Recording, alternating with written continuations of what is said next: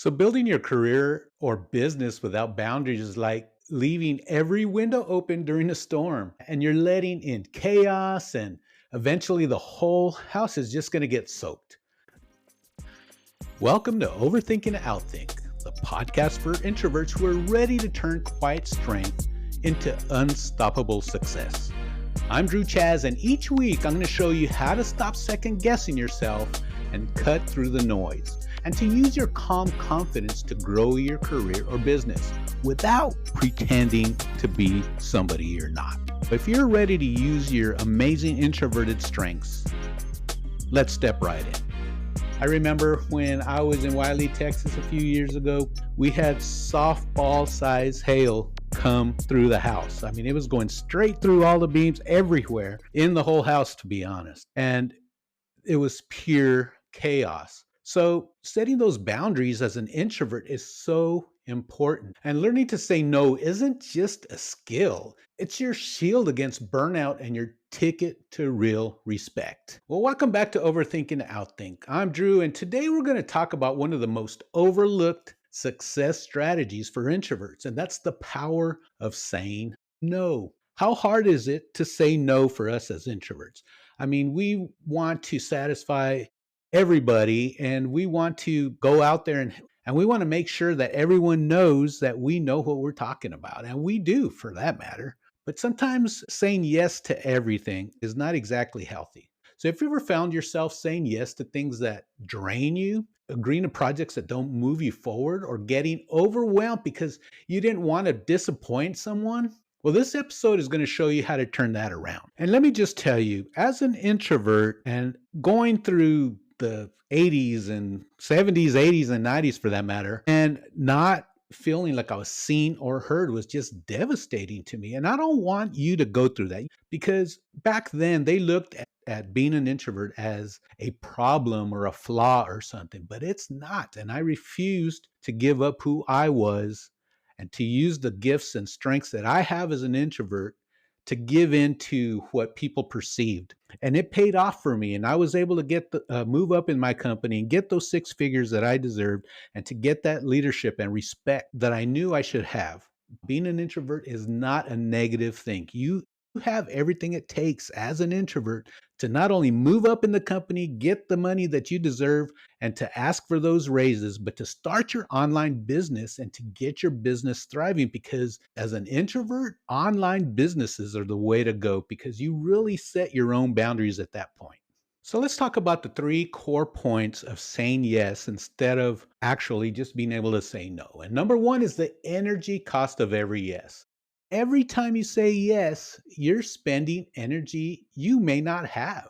And number two is the respect that comes from no. People value what you protect, not what you sacrifice. And number three are practical phrases for boundaries. Simple scripts introverts can use to say no without guilt. So to be honest, saying yes feels easier in the moment, doesn't it? It compounds into stress, resentment, and loss of focus. How many times have we been in this situation where we know that we should be saying no, that we have too much on our plate, that we have too much going on, but we don't want to let people down. We don't want anyone to think that we can't handle it. So what do? We say yes, and we end up stressed out. But what you got to realize is that saying no, it's not a rejection. It's a direction. And when you say no to what doesn't serve you, you're actually saying yes to your priorities. So what I'd like you to do is to try using boundary scripts like, I appreciate you thinking of me, but I can't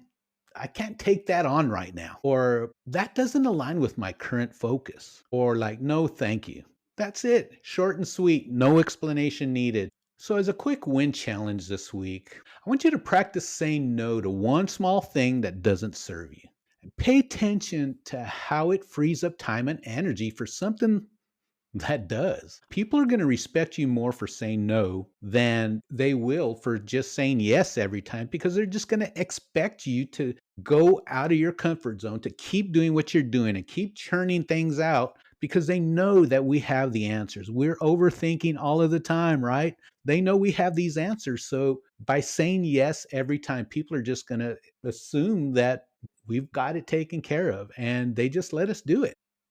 So, summarizing what we just talked about is every yes has an energy cost, and that cost is your energy. Also, boundaries create respect and focus, just like we talked about, and a simple no phrase can protect your energy without guilt. So, basically, what we learned today is boundaries equal freedom, not restriction. How often do you feel that freedom?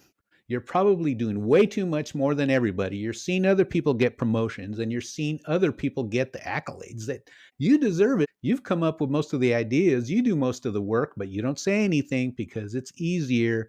So get that freedom. Protect your boundaries. And in all reality, saying no is a leadership skill. You're going to learn very quickly that saying no is not as difficult as it seems. And it's also going to protect you in a way where you're going to go get re-energized the way you should as an introvert, because we need to back off sometimes. We need to go into our space, spend some time there, whether it's taking walks or just spending alone time. And in the big picture, people are already following you. They already trust you and they already know that you know what you're talking about. So at that point, that's where your leadership skills come in. So if you've been feeling drained, overlooked, or overcommitted, this is your wake-up call. Stop giving away your power with endless yeses. Saying no isn't a weakness, it's really wisdom. And for introverts, it's the strategy that unlocks sustainable growth and true respect. Thanks for tuning in to Overthinking and Outthink. If today's episode gave you clarity, imagine what we can do together week after week. Hit that subscribe button to make sure you never miss a strategy that can shift your career or business. Also, leaving a review helps other introverts like you to discover this podcast, because the more of us who lead quietly, the more the world changes. And when you share this episode with a friend, you're not just passing along content. You're giving them permission to embrace their own quiet power. Remember, your analytical mind isn't what's holding you back. It's your greatest strength when you know how to use it.